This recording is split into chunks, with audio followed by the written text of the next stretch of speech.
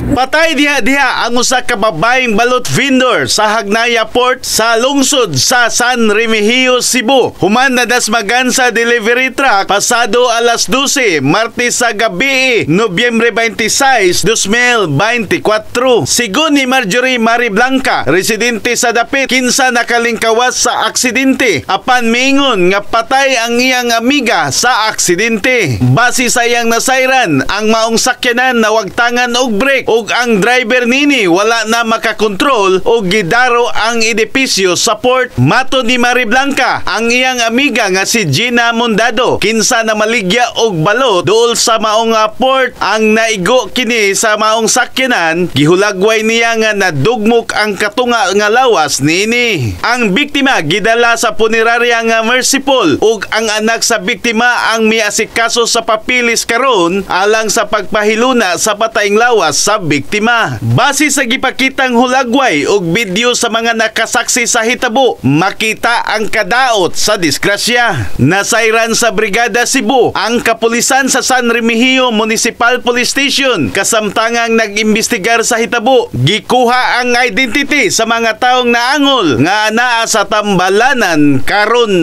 In the heart of changing lives, ako si Brigada Alan Tangkawan sa 90.7 Brigada News FM Cebu, the Music and News Authority.